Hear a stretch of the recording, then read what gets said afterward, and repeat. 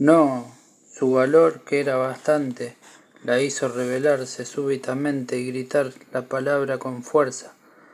El armario, las interminables y delirantes oraciones, los panfletos y la cruz, y solo el pájaro mecánico del reloj de cucú para medir el resto de las horas, días, años y décadas de su vida.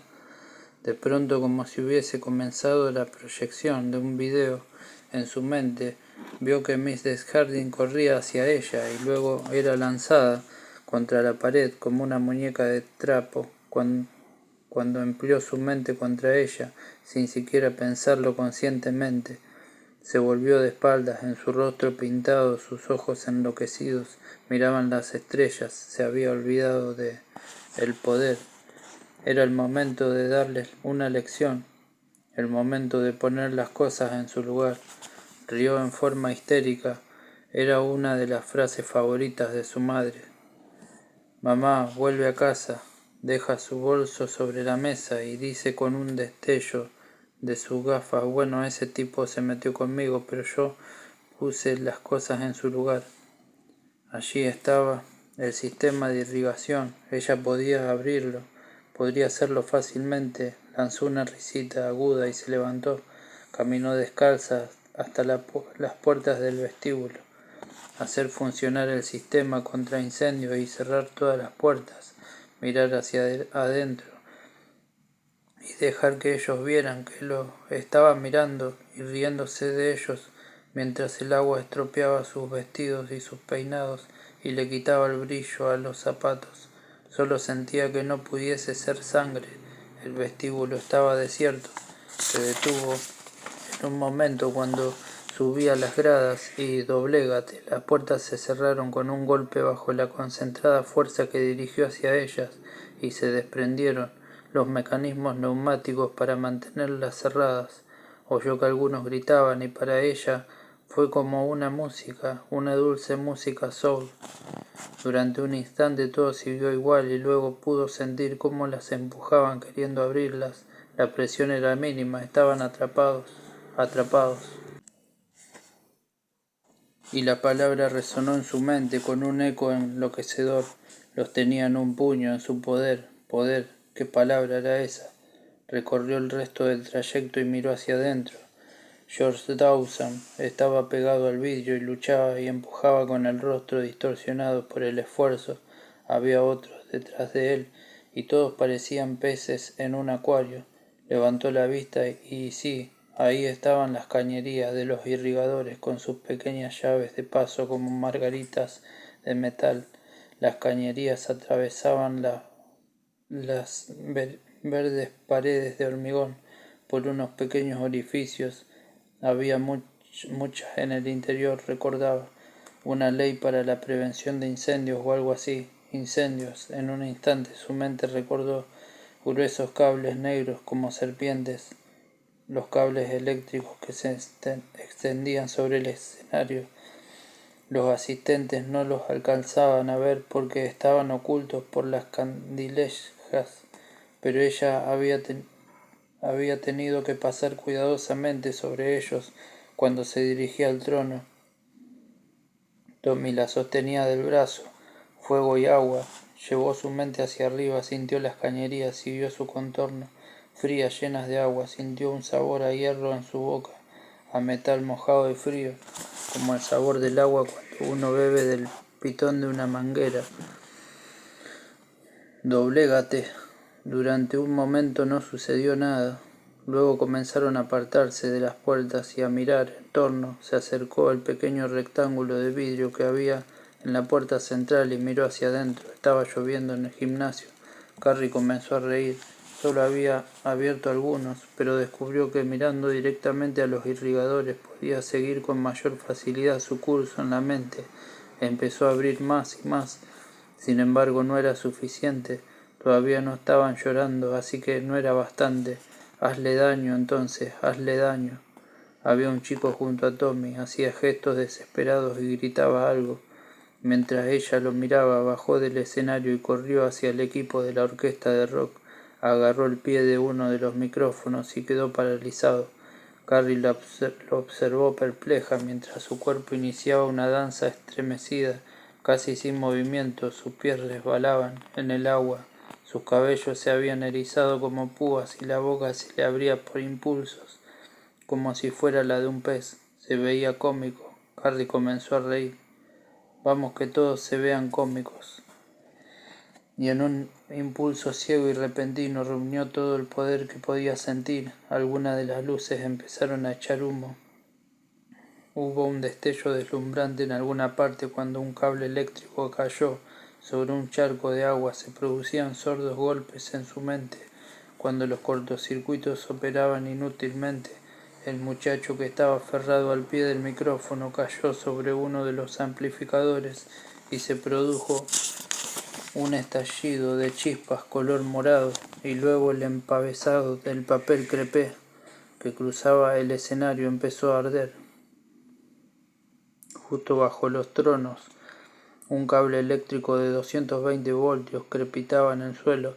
Junto a él, Rhonda Rimard, vestida con su traje de gala de tul verde, ejecutaba el espasmódico baile de un títere.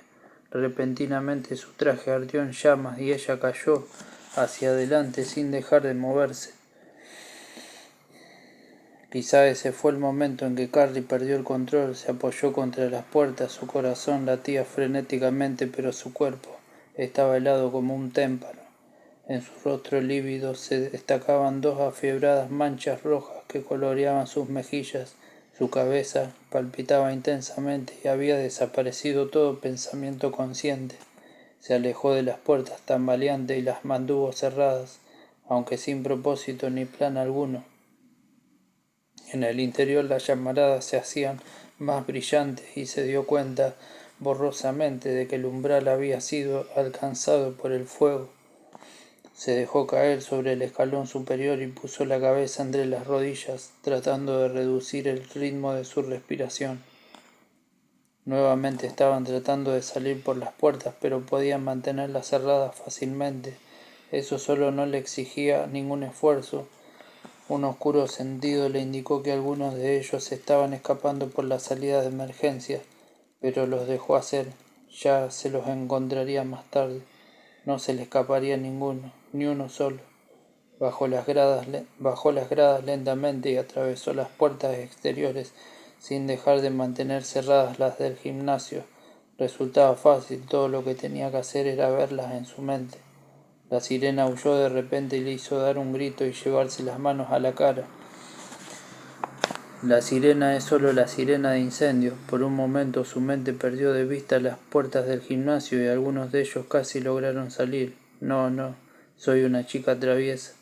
La cerró de un portazo y alguien quedó con la mano cogida. Tuvo la sensación de que era Dale Norbert. La presión le cortó uno de los dedos. Tambaleándose cual un espantapájaros de ojos desorbitados, cruzó el césped en dirección a la calle Main. A su derecha estaba el centro de la ciudad, los grandes almacenes, la Kelly Fruit, el salón de belleza y peluquería, las gasolineras, la comisaría, el cuerpo de bomberos. Apagarán mi incendio. Pero no lo conseguirán. Lanzó una risita aguda y el sonido tenía algo de demencial, algo triunfante. Perdido, victorioso, aterrado, llegó a la primera boca de incendios y trató de hacer girar la enorme tuerca pintada de uno de los costados. Vaya, era pesada, era muy pesada. Un metal apretado con fuerza para hacerla desistir. No importaba. Lo torció con mayor fuerza y sintió que cedía. Luego el otro lado. Después la parte superior. Enseguida retrocedió un poco e hizo girar los tres al mismo tiempo. Se desatornillaron en un instante, se produjo un estallido de agua, una parte del chorro caía hacia los lados y la otra era lanzada hacia arriba. Una de las tuercas pasó volando a mortífera velocidad a 1 metro de ella, golpeó el pavimento y desapareció haciendo una carambola. El poderoso chorro blanco, por la presión del agua, surgía en forma de cruz. Sonriendo a tropezones, con el corazón dando más de 200 latidos por minuto, empezó a andar hacia la Plaza Gras. No se daba cuenta de que restregaba sus ensangrentadas manos contra su vestido como Lady Macbeth, o que estaba llorando incluso cuando se reía, o que una oculta parte de su mente buscaba ansiosamente la total y definitiva autodestrucción, porque se los iba a llevar con ella, e iba a haber una gran hoguera hasta que toda la tierra estuviera impregnada de su hedor. Abrió la boca de incendios de la Plaza Gras y luego comenzó a bajar la gasolinera a moco. Casualmente fue la primera que encontró, pero no iba a ser la última. Del testimonio bajo juramento presentado por el sheriff Otis Doyle ante la Comisión Investigadora del Estado de Maine, del informe de la Comisión White, página 29-31. Sheriff, ¿dónde se encontraba usted la noche del 27 de mayo? Estaba en la ruta 179, conocida como el Old Benton Road, investigando un accidente de coche. En realidad se encontraba fuera de los límites de Chamberlain y correspondía a Durham, pero yo estaba ayudando a Mel Krieger, el jefe de policía de Durham. ¿En qué momento recibió las primeras informaciones respecto de los sucesos que ocurrían en la escuela Ewen? El agente Jacob Plessy me lo comunicó por radio a las 22:21 horas. ¿Cuál fue esa comunicación? El agente Plessy me informó que había problemas en la escuela, pero no sabía si era algo serio. Dijo que se escuchaba un griterío y que alguien había hecho funcionar la alarma contra incendios. Agregó que se dirigía al lugar para investigar los hechos. ¿Dijo que se había declarado un incendio en la escuela? No, señor.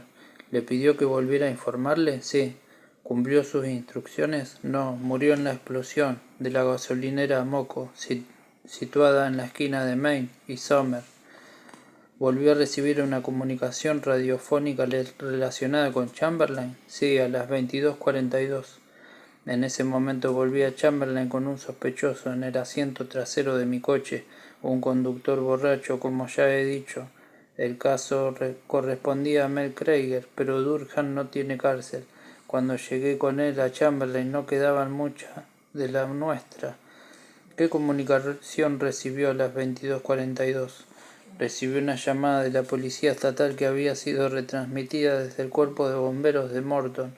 El despacho decía que había un incendio y aparentemente algunos disturbios en la escuela secundaria Ewan y probablemente una explosión. En ese momento nadie estaba seguro de nada. Recuerde que todo sucedió en un espacio de 40 minutos. Estamos al tanto de eso, sheriff. ¿Qué sucedió a continuación? Volví a Chamberlain haciendo funcionar la sirena y la luz intermitente. Trataba de comunicarme con Jake Plessy, pero no obtenía respuesta. Fue en ese momento cuando escuché la voz de Tom Killian por la radio. Me decía confusamente que toda la ciudad estaba en llamas y que no había agua. ¿Sabe a qué hora fue eso? Sí, señor. A esa altura ya había empezado a llevar control del tiempo. Eran las 22:58. Killian afirma que la gasolinera Amoco estalló a las 23 horas. Yo me decidiría por un momento intermedio, digamos a las 22:59. ¿A qué hora llegó a Chamberlain? A las 23 horas. ¿Cuál fue su primera impresión, sheriff Doyle? Me sentí aturdido, no podía creer lo que estaba viendo. ¿Y qué estaba viendo exactamente? Toda la mitad superior del sector comercial de la ciudad estaba en llamas, la gasolinera Moco había desaparecido, los almacenes Walmart y eran solo una estructura llameante. El fuego se había extendido hacia las fachadas de madera de 3 negocios que estaban cerca, el Duffy Bar, la Kelly Fruit Company y el salón de billar. El calor era atroz, las chispas caían sobre los techos de la agencia de propiedades Maitland y el negocio de automóviles de Doug Brand. Seguían llegando camiones de bomberos, pero era muy poco lo que podían hacer. Todas las bocas de esa calle habían sido destrozadas. Las únicas que podían hacer algo eran 2 viejas bombas cisterna del cuerpo de bomberos voluntarios de Westover, y prácticamente tenían que limitarse a mojar los techos de los edificios más próximos. Y por supuesto que la escuela, bueno, sencillamente ya no estaba allí. Claro que se hallaba bastante aislada y no había nada cerca que se pudiese quemar, pero Dios mío, Todos esos chicos allí dentro, todos esos chicos. ¿Encontró a Susan Snell cuando entraba en la ciudad? Sí, señor. Me hizo señales para que me detuviera. ¿A qué hora ocurrió eso? Justo en el momento que entraba, no más de las 23:12. ¿Qué le dijo ella? Estaba deshecha, había tenido un pequeño accidente, su coche había patinado y hablaba en forma incoherente. Quería saber si Tommy había muerto. Le pregunté quién era Tommy, pero no me respondió. Me preguntó si ya habíamos cogido a Carrie. La comisión tiene un especial interés en esta parte de su declaración, Sheriff Doyle. Sí, señor, lo sé. ¿Cómo respondió a esa pregunta? Bueno, que yo supiera, solo había una Carrie en el pueblo y esa era la hija de Margaret White. Le pregunté si Carrie tenía algo que ver con los incendios. Miss Snell me contestó que Carrie los había provocado. Sus palabras fueron: Carrie provocó el incendio. Carrie provocó el incendio. Lo dijo 2 veces. ¿Agregó algo más? Sí, señor, dijo: se burlaron de Carrie por última vez. Sheriff, ¿está seguro de lo que no dijo? ¿De que no dijo nos burlamos de Carrie por última vez? Estoy completamente seguro. 100%, sin ninguna duda. Señor, estábamos rodeados por una ciudad que se incendiaba. ¿Yo había estado bebiendo? ¿Cómo? Le preguntó. Sí, Miss Snell había estado bebiendo. Usted dijo que había chocado. Creo que dije que su coche había patinado. Y no está completamente seguro de que dijo nos burlamos en vez de se burlaron. Supongo que podría haberlo dicho, pero ¿qué hizo entonces Miss Snell? Se echó a llorar, le di una bofetada. ¿Por qué lo hizo? Me pareció que tenía un ataque de histeria. ¿Llegó a tranquilizarse? Sí, señor. Se calmó y recuperó el control bastante bien al enterarse que probablemente su novio había muerto. ¿La interrogó? Bueno, no como uno interrogaría a un criminal, si se refiere a eso. Le pregunté si sabía algo acerca de lo que había sucedido. Repitió lo que ya había dicho, pero con más calma. Le pregunté dónde se encontraba cuando comenzaron los disturbios y me respondió que se hallaba en su casa. ¿Continuó el interrogatorio? No, señor. ¿Le dijo algo más?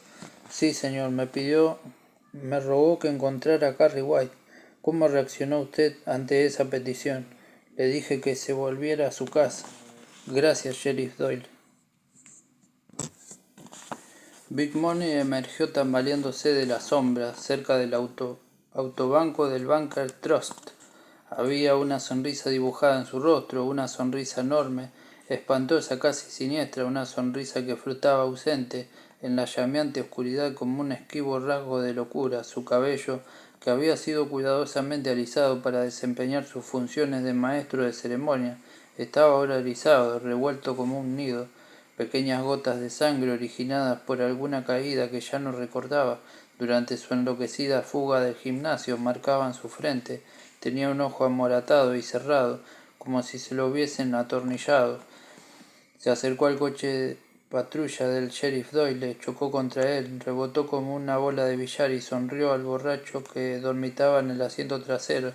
Luego se volvió hacia Doyle, quien acababa de despedirse de Susan Snell. El fuego lo cubría todo con vacilantes sombras de luz y daba a las cosas el tono marrón de la sangre seca. Cuando Doyle se volvió, Big Money se aferró a él, lo abrazó como un enamorado, lo rodeó con ambos brazos y lo apretó, mientras lo miraba con sus ojos desorbitados y su sonrisa extraviada. Big, comenzó Doyle. Cortó todos los cables, dijo Big, y sonrió con aire ausente. Cortó todos los cables y abrió el agua, y paf, paf, paf. Big, no podemos dejarlos. Oh, no, no, no, no, no. No podemos. Carrie cortó los cables. Ronda Simar se quemó. Oh, Dios mío. Doyle le dio un par de bofetadas. La callosa palma de su mano produjo un chasquido sordo al golpear la cara del muchacho.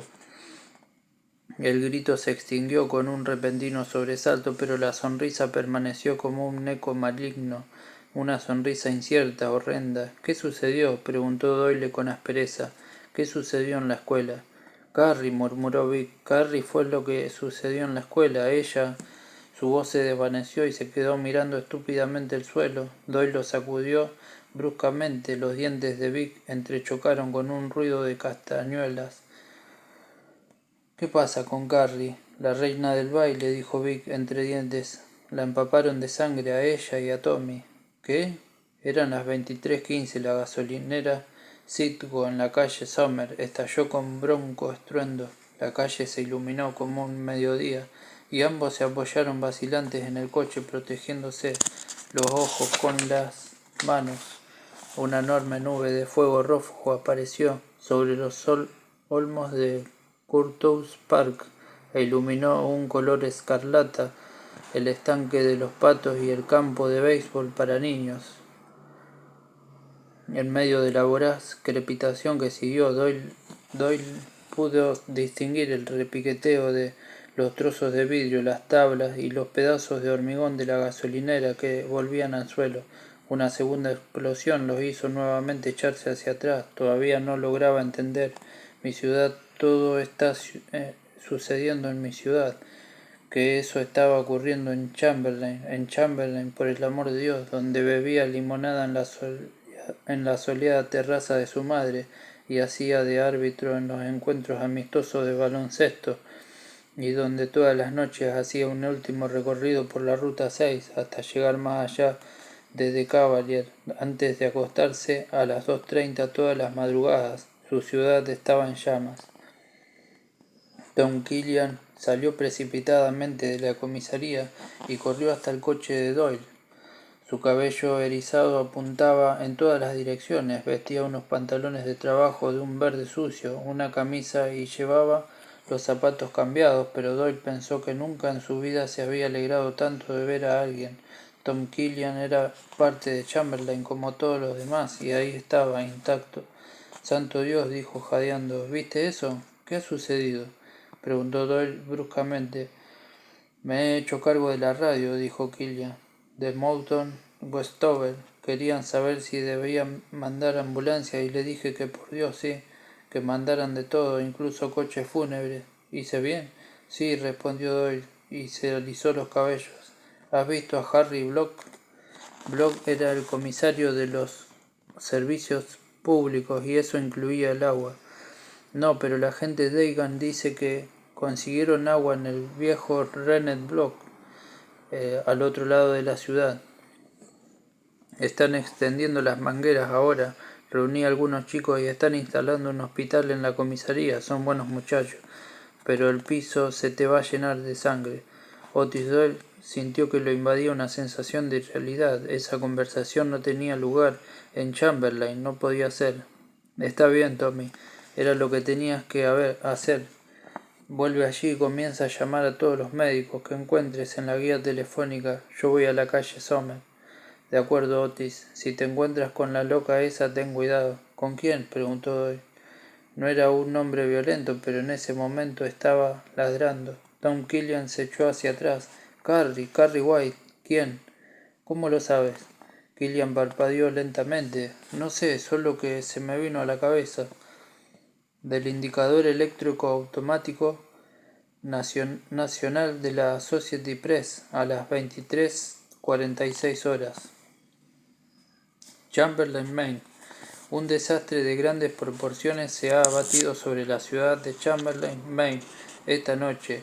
Un incendio que, según se cree, se originó en la escuela secundaria Ewen durante una fiesta escolar. Se ha extendido hacia el centro de la ciudad, causando múltiples explosiones que han arrasado gran parte del sector. Nos informan que un barrio residencial situado al oeste del centro también se encuentra en llamas. Sin embargo, en este momento la mayor inquietud está centrada en la escuela, donde se efectuaba un baile de fin de curso. Se cree que muchos de los asistentes quedaron atrapados en el interior. Un oficial de bomberos de Westover que acudió al lugar dijo que hasta el momento había 67 muertos, la mayoría de ellos alumnos de la escuela. Cuando se le preguntó a cuánto podía ascender en total, respondió: «No lo sabemos, nos da miedo calcularlo, esto va a ser peor que lo del Cocon Grover». Según últimas informaciones, en este momento hay 3 incendios que se extienden sin control. Los rumores en el sentido de que estos siniestros han sido provocados intencionadamente no han sido confirmados. Fin. 27 de mayo, 11:46 p.m. No hubo más informaciones desde la Associated Press de Chamberlain. A las 00:06 se abrió la cañería central del gas en Jackson Avenue. A las 00:17 el auxiliar de una ambulancia de Mouton lanzó una colilla cuando el vehículo se dirigía a toda velocidad hacia la calle Summer. La explosión destruyó casi la mitad de una manzana de un golpe, incluyendo las oficinas del periódico de Chamberlain Clarion. A las 00:18 Chamberlain quedó aislada del resto del país, que dormía plácidamente. A las 00:10, 7 minutos antes de la explosión de la cañería de gas, la central telefónica sufrió una pequeña catástrofe: el bloqueo de todas las líneas telefónicas de la ciudad, que todavía funcionaban. Las 3 atareadas muchachas que estaban de guardia permanecieron en sus puestos, pero eran totalmente incapaces de controlar la situación. Con una expresión de horror reprimido en los rostros, intentaban establecer comunicaciones que no recibían respuesta, y así fue como Chamberlain se lanzó a las calles. Aparecieron como una invasión salida del cementerio situado en el recodo que formaba la intersección de Beltway Road y la Ruta 6. Aparecieron en camisones blancos y en batas, como si estuviesen envueltos en mortajas. Salieron con pijamas y con rizadores. Miss Dawson, la madre del muchacho ya fallecido, que era un tipo tan divertido, llevaba una mascarilla de barro, como si se dirigiera a tomar parte en algún espectáculo cósmico. Salieron a ver qué había sucedido con su ciudad, a ver si estaba en realidad arrasada por el fuego, a ver si sangraba. Muchos de ellos también salieron a encontrar la muerte. Cuando Carrie salió de la iglesia congregacional donde había estado rezando, Carlin Street estaba atestada. Una marea de gente se movía en dirección al centro de la ciudad, a la luz de la febril iluminación del cielo. Solo hacía 5 minutos que había entrado, y después de abrir la cañería de gas había sido fácil. En cuanto se la imaginó tendida allí bajo la calle, había sido fácil, pero le habían parecido horas. Había orado larga y profundamente, primero en voz alta, luego en silencio. Su corazón latía penosamente con golpes sordos, se le habían hinchado las venas de la cara y el cuello. Su mente estaba llena con el tremendo conocimiento de los poderes y de un abismo. Oró arrodillada frente al altar, con su ensangrentado vestido mojado y hecho jirones, y sus pies descalzos que sangraban después de haber pisado una botella rota. Su respiración se agitaba en un sollozo, y la iglesia estaba llena del sonido de las cosas que crujían, oscilaban, se rasgaban a causa de la energía psíquica que surgía de ella.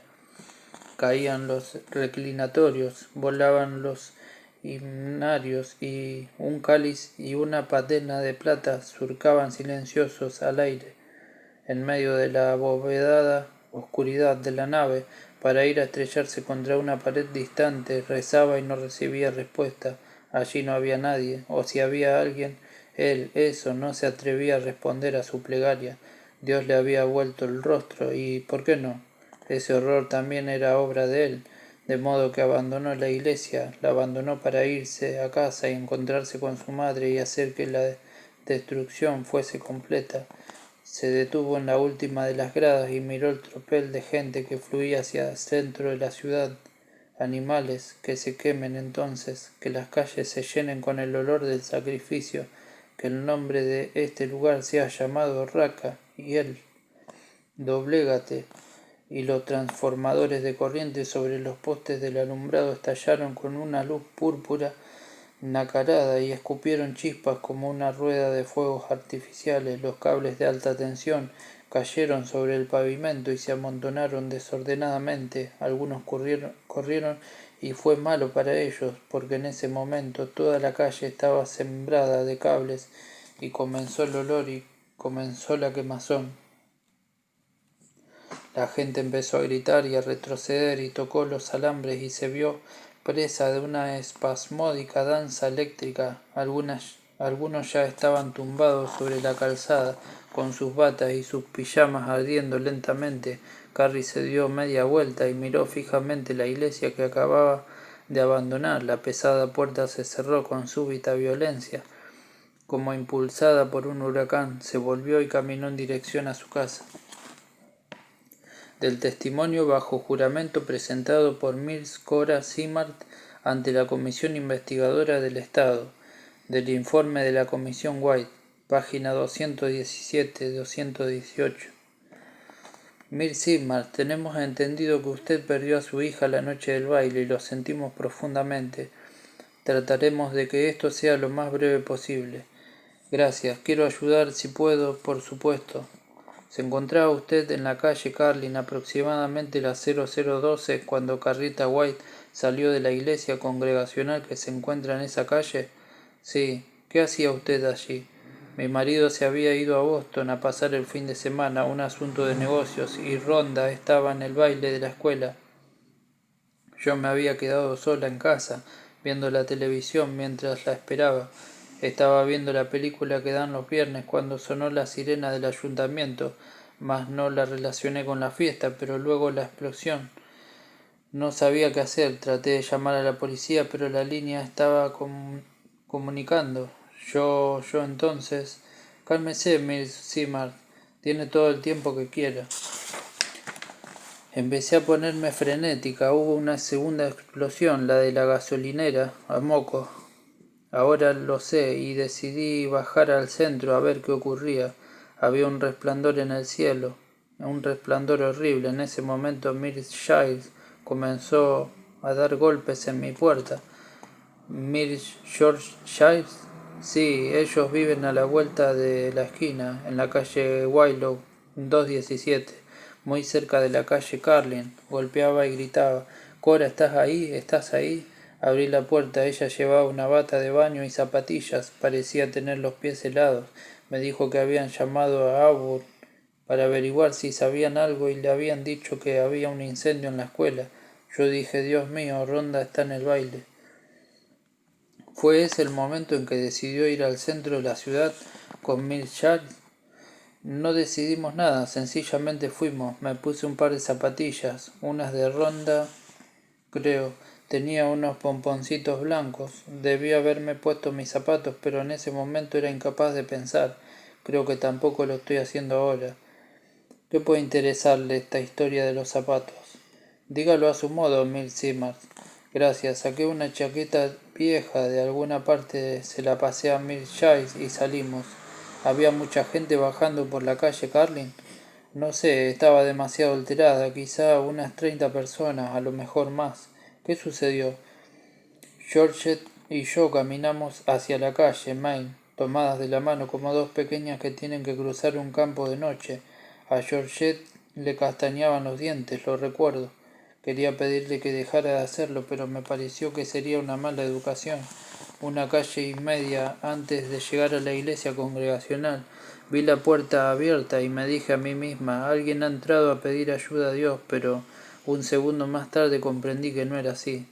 ¿Cómo lo supo? Lo más lógico sería suponer lo primero, ¿no le parece? Lo supe simplemente. ¿Conocía usted a la persona que salía de la iglesia? Sí, era Carrie White. ¿Había visto a Carrie White alguna vez en su vida? No, no era amiga de mi hija. ¿Había visto alguna vez una fotografía de ella? No. Y en todo caso estaba oscuro y usted se encontraba a una calle y media de la iglesia. Sí, señor. Miss Simard, ¿cómo supo que era Carrie White? Lo supe simplemente. Este saber, Miss Simard, ¿fue como una luz que se encendía en su mente? No, señor. ¿Cómo fue? No puedo describirlo. Se desvaneció como desaparece un sueño. Una hora después de levantarse, usted ya no recuerda lo que ha soñado, pero lo supe. ¿Se vio acompañada de este conocimiento de alguna reacción emocional? Sí, horror. ¿Qué hizo entonces? Me volví a Georgette y le dije: ahí está. Georgette me respondió: sí, es ella. Empezó a decir algo más y entonces toda la calle se iluminó con un brillante resplandor. Parecía que todo crujía y luego empezaron a caer los cables sobre la calzada. Algunos de ellos echaban chispas eléctricas. Uno de ellos alcanzó a un hombre que estaba frente a nosotros y se consumió en llamas. Otro hombre comenzó a correr y pisó uno de ellos y su cuerpo simplemente se arqueó hacia atrás como si hubiese tenido la espalda de goma y luego se desplomó. Había otras personas que gritaban y corrían a ciegas y los cables seguían cayendo, estaban tirados por todos lados como serpientes y ella estaba feliz, feliz. Podía sentir lo feliz que estaba. Supe que tenía que conservar la calma. La gente que corría electrocutada. Georgette me dijo, rápido Cora, oh Dios mío, no quiero morir quemada viva. Le dije nada de eso, tenemos que usar la cabeza, Georgette, de lo contrario nunca volveremos a usarla. O alguna tontería por el estilo, pero no me hizo caso, me soltó la mano y se puso a correr por la acera. Le grité que se detuviera, había uno de esos cables más gruesos tirado delante de nosotras, pero no me hizo caso, y ella, oh, sentí el olor cuando empezó a quemarse, sus ropas parecieron reventar con el humo, y yo pensé, así debe de ser cuando electrocutan a alguien, el olor era dulce como de cerdo. ¿Lo han sentido alguna vez? A veces yo lo huelo en sueños. Me quedé petrificada, mirando cómo Georgette Giles se ponía negra. Hubo una gran explosión en el West End, la de la cañería del gas, supongo, pero apenas me di cuenta, miré a mi alrededor y vi que me encontraba sola. Todos los demás habían huido o estaban ardiendo. Debo de haber visto unos 6 cadáveres, parecían montones de trapos viejos. Uno de los cables había caído en el portal de una casa a mi izquierda y empezaba a arder. Podía oír cómo las anticuadas tejas de madera reventaban como palomitas de maíz. Tengo la impresión de que permanecí mucho rato allí sin dejar de decirme que debía conservar la calma. Parecieron horas, empecé a temer que me diera un desmayo y cayera sobre uno de los cables o el pánico me hiciera correr, como Georgette. Así como que comencé a caminar, paso a paso, la calle se vio más iluminada a causa de la casa que se estaba incendiando. Pasé por encima de los cables y rodé un cadáver que no era más que un charco. Yo tenía que mirar por donde iba. Ese cuerpo tenía una sortija de matrimonio en la mano y estaba completamente negra. Completamente negra. Jesús, repetía en mi mente. Oh, Dios mío. Pasé sobre otro cable y luego había 3 seguidos. Me quedé parada allí mirándolos. Pensaba que si saltaba sobre eso estaría a salvo, pero no me atrevía.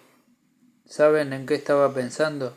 En ese juego de niños, el paso de gigantes dentro de mí misma. Una voz me decía, Cora, da un paso de gigante sobre esos cables. Yo pensaba, ¿podré? Uno de ellos todavía echaba chispas, pero los otros dos parecían estar sin corriente. Pero nunca se sabe, con mirarlos una no se entera de nada, así que me quedé parada allí esperando que viniera alguien, pero no apareció nadie. La casa seguía ardiendo y las llamas se habían extendido al césped, a los árboles y al seto vivo que la rodeaba. Pero no llegaba ningún camión de bomberos, por supuesto que no llegaban. Todo el lado oeste se estaba quemando en ese momento y yo me sentía tan débil. Finalmente comprendí que si no daba el paso de gigante me iba a desmayar. Así que di el paso de gigante, más grande que pude, y el tacón de mi zapatilla quedó a 1 centímetro del cable. Me repuse, rodeé el extremo de un último cable y comencé a correr. Y eso es todo lo que recuerdo. A la mañana siguiente me encontré envuelta en una manta en la comisaría con mucha otra gente. Algunos de ellos, unos pocos, eran chicos que habían estado en la fiesta. Y comencé a preguntarles si habían visto a Ronda. Y me dijeron, se suspende brevemente el interrogatorio. Personalmente, ¿estás segura de que Carrie White lo hizo? Sí, gracias, Milt Zimmer. Me gustaría hacerle una pregunta, si me lo permite. Por supuesto. ¿Qué pasa si existen otras como ella? ¿Qué va a ser del mundo? De Explosión en las sombras, página 151. A las 00:45 de la noche del 28 de mayo, la situación En Chamberlain era desastrosa, la escuela se había quemado hasta los cimientos en un lugar aislado, pero todo el centro de la ciudad estaba en llamas. Casi todo el agua del sector se había perdido, pero se podía conseguir la suficiente, a baja presión, de las cañerías de la calle Digan para salvar los edificios comerciales situados más abajo de la intersección en las calles Main y Oak. La explosión de la gasolinera Citgo en la parte superior de la calle Sommer provocó un voraz incendio que no pudo ser controlado hasta cerca de las 10 de la mañana siguiente. En la calle Sommer había agua, solo que no había bomberos ni equipo para usarla. En ese momento el auxilio venía en camino desde Lewiston, Auburn, Lisboa y Brunswick, pero no llegó antes de la 1 de la madrugada. En la calle Carlin había comenzado un incendio de origen eléctrico, causado por unos cables que se habían desprendido. En cuestión de horas se iba a extender y arrasar toda la parte norte de la calle, incluyendo el bungalow en el que Margaret White dio a luz a su hija. En el sector oeste de la ciudad, un poco más abajo del lugar comúnmente llamado Brickyard Hill, tuvo lugar el peor de los desastres, la explosión de una cañería central de gas y el consiguiente incendio, que estuvo sin control durante la mayor parte del día siguiente. Si examinamos los lugares incendiados en un mapa de la ciudad, podemos trazar la ruta de Carrie, un serpenteante sendero de destrucción a través de la ciudad que lleva claramente a un destino, su casa. Algo se volcó en la sala y Margaret White se enderezó y irradió la cabeza. El cuchillo carnicero lanzó un reflejo apagado a la luz de las llamas. Ya hacía un buen rato que se había cortado la electricidad y la única luz de la casa llegaba desde el incendio que había en la calle. Uno de los cuadros se desprendió de la pared y cayó con un golpe sordo. Un momento después el reloj de cucú se precipitó al suelo. El pájaro mecánico dio un pequeño chillido estrangulado y se quedó inmóvil. Desde el centro de la ciudad llegaba el incesante ulular de las sirenas, pero pudo oír los pasos que subían por el sendero. La puerta se abrió con violencia, pasos en el vestíbulo. Oyó como los cuadros de yeso. Cristo en el huésped invisible, ¿qué haría Jesús en tu lugar? La hora se acerca. Si el juicio final llegara esta noche, ¿estarías preparado? Estallaban uno tras otro como pájaros de yeso en el tiro al blanco de una feria. Oh, he estado allí y he visto a las rameras sacudiendo las nalgas en un tinglado de madera. Se irguió en su taburete con la actitud del alumno inteligente que se prepara para hablar con el profesor, pero sus ojos tenían una mirada extraviada. Las ventanas de la sala volaron impulsadas hacia afuera. La puerta de la cocina se abrió de un portazo y Carrie entró. Su cuerpo parecía haberse encogido y encorvado como el de una vieja. Su traje de fiesta colgaba hecho jirones y la sangre de cerdo se había comenzado a coagular y formaba estrías. Tenía una mancha de grasa en la frente y ambas rodillas raspadas en carne viva. «Mamá», susurró. Sus ojos tenían un brillo preternatural, como de halcón, pero su boca temblaba. Si alguien las hubiese estado observando, le habría impresionado el parecido que había entre ellas. Margaret White permaneció sentada en el taburete con el cuchillo escondido entre los pliegues del vestido. «Debía haberme matado cuando me lo introdujo, dijo con voz clara. «Después de esa primera vez, antes de que nos casáramos, prometió que nunca más. Dijo que solo habíamos sido débiles. Yo le creí, me caí y perdí el bebé, y ese fue el juicio de Dios. Sentí que había expiado mi pecado por la sangre, pero el pecado nunca muere, el pecado nunca muere». Los ojos le brillaban. «Mamá, en el comienzo todo anduvo bien, vivíamos sin pecar, dormíamos en la misma cama, a veces vientre contra vientre, y yo podía sentir la presencia de la serpiente, pero nunca lo hicimos hasta...». En su rostro comenzó a dibujarse una sonrisa dura y terrible, y esa noche me di cuenta de que miraba de ese modo. Nos arrodillamos para rezar pidiendo fuerza y él me tocó en ese lugar de la mujer, y lo eché de la casa, desapareció durante horas y yo recé por él. Lo veía en mi mente caminando por las calles en plena noche, luchando con el demonio como Jacob con el ángel del Señor, y cuando volvió mi alma estaba llena de agradecimiento. Hizo una pausa y entreabrió su boca seca, y sonrió mirando las cambiantes sombras en la habitación. Mamá, no quiero escucharlo. Los platos comenzaron a estallar en los armarios como pequeñas granadas. Solo cuando entró en la habitación olí el whisky en su aliento y él me poseyó, con el apestoso olor en su boca del sucio whisky de los albergues de carretera me poseyó, y a mí me gustó. Gritó las últimas palabras en dirección al cielo. Gocé con toda esa asquerosa fornicación y sus manos que me recorrían el cuerpo por todas partes. Mamá, mamá, se interrumpió, como si hubiese recibido una bofetada y parpadeó mirando a su hija.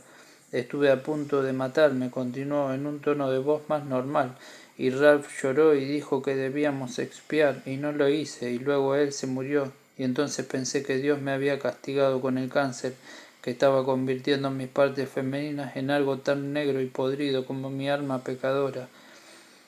Por eso hubiese sido demasiado fácil. Los caminos del Señor son misteriosos y su poder ilimitado.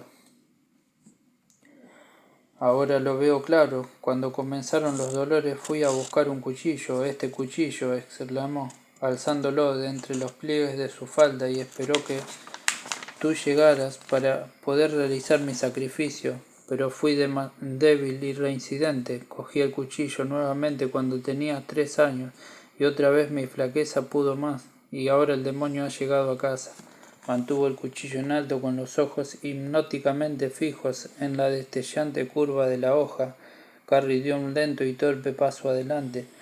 Vine a matarte, mamá, y tú estabas aquí esperándome para matarme a mí. Mamá, yo... No está bien, mamá, no está. Recemos, dijo la madre en voz baja.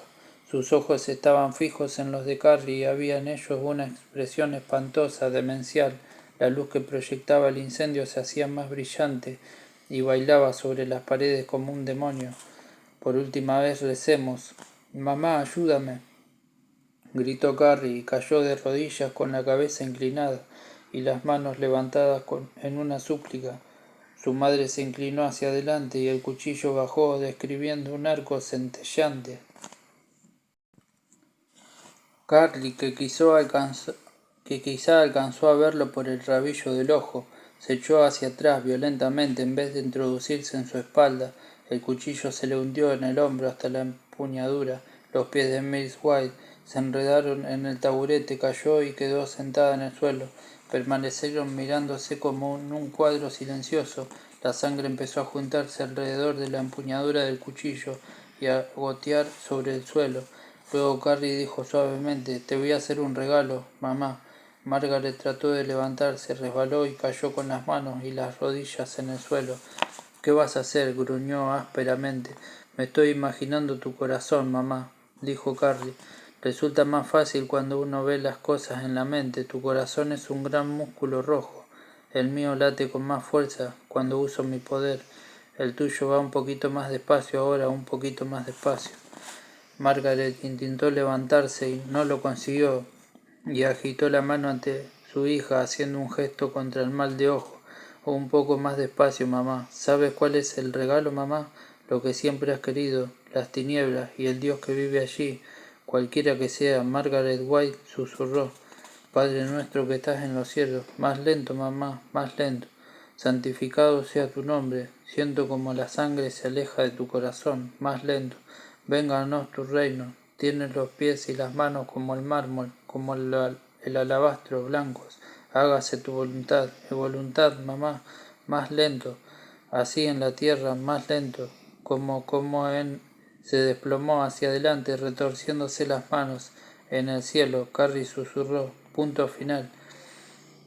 Se miró y empuñó el mango del cuchillo. «Oh, no, qué dolor, me duele demasiado». Trató de levantarse, pero no pudo. Finalmente se incorporó, apoyándose en el taburete. Sintió un mareo y la invadió una sensación de náusea. Podía sentir el sabor de la sangre roja y viscosa en la parte de atrás de su garganta. El humo acre y sofocante, arrasado por el viento, comenzaba a entrar por las ventanas. Las llamas habían alcanzado la casa vecina, incluso en ese momento algunas chispas estarían encendiendo pequeñas llamas en el techo. Carrie salió por la puerta trasera, cruzó el césped, tambaleándose, y se apoyó. ¿Dónde está mi mamá? En un árbol. Había algo que tenía que saber, algo relacionado con patios de estacionamiento en los albergues de carretera. El ángel de la espada ardiente, no importaba, ya se acordaría. Cruzó los patios traseros en dirección a Willow Street y luego, arrastrándose, subió al terraplén que llevaba a la ruta 6. Era la 1:15. Eran las 23:20 cuando Christine Hargensen y Billy Nolan llegaron de vuelta a The Cavalier. Subieron por la escalera de servicio, cruzaron el vestíbulo y antes de que ella alcanzara a hacer algo más que encender la luz, Billy le estaba dando tirones a la blusa. Por amor de Dios, déjame desabotonarla. Al diablo con eso. La rasgó bruscamente en la parte de atrás. La tela se abrió con un ruido seco. Un botón salió disparado y cayó con un destello sobre el desnudo suelo de madera. La chabacana música llegó débilmente hasta ellos y el edificio vibró imperceptiblemente con el baile torpe y entusiasta de los granjeros, los conductores de camiones, los obreros de la fábrica de tejidos, las camareras y las peluqueras de los grasientos de Westover y Mouton que bailaban con sus chicas de la ciudad. Oye, calla, dijo Billy, y le dio una bofetada que le lanzó la cabeza hacia atrás. Los ojos de Chris adquirieron un brillo inexpresivo, mortal. Esto se acabó, Billy, dijo ella, y se apartó de él. Sus pechos llenaban el sujetador, su vientre liso latía y sus largas piernas dejaban ver sus contornos en los tejanos, pero retrocedió hacia la cama. Se acabó, por supuesto, dijo él. Se abalanzó sobre su cuerpo y ella le lanzó un puñetazo sorprendentemente fuerte que le dio en la mejilla. Se enderezó y sacudió la cabeza. ¿Me vas a dejar un ojo morado, zorra? No será lo único, claro que no. Se quedaron mirándose jadeantes con expresión de ferocidad. Luego él comenzó a desabotonar su camisa. Una sonrisita empezaba a formarse en su cara. Lo hicimos, Charlie. Vaya si lo hicimos. Él la llamaba Charlie cuando estaba contento. Parecía, pensó ella con un frío destello de humor, en términos genéricos para una buena vagina. Sintió que en sus labios aparecía una pequeña sonrisa y se relajó un poco. En ese momento él le soltó la cara con la camisa, se agachó y la golpeó en el vientre con la cabeza, como un macho cabrío. Cayó sobre la cama con un crujido de resortes, impotente. Lo golpeó furiosa con los puños en la espalda. Quítate de encima, quítate. Suéltame, cerdo grasiento, déjame. Él la miraba sin dejar de sonreír y con un rápido tirón abrió la cremallera y desnudó sus caderas. ¿Vas a llamar a tu papito? Gruñía. ¿Eso es lo que vas a hacer? Ah. ¿Y eso es, tía zorra? ¿Llamar al cerdo leguleyo de tu padre? Ah, te lo habría hecho a ti. ¿Sabes eso? Lo habría lanzado todo sobre tu maldita cabeza. ¿Sabías eso? Ah, ¿lo sabías? Sangre de cerdo para los cerdos, ¿verdad? Derecho sobre tu maldita cabeza eres. Súbitamente ella había dejado de resistir. Él se detuvo y la miró. Había una extraña sonrisa en el rostro de Chris. Siempre quisiste que las cosas fueran así, ¿no es cierto, vago de mierda? Siempre lo quisiste, ¿verdad? Venga, remojada, asno castrado, deficiente mental. Billy mostró los dientes en una lenta sonrisa enloquecida. No importa, dijo. No, replicó ella, no importa. La sonrisa se desvaneció súbitamente del rostro de Chris. Los músculos se destacaron en su cuello cuando impulsó la cabeza hacia atrás para luego escupirle a la cara. Se revolcaron en una profunda y roja inconsciencia. En los labios la música latía con ritmo jadeante. Tragó píldoras blancas y tengo los ojos muy abiertos. 6 días en el camino y esta noche dormiré en casa.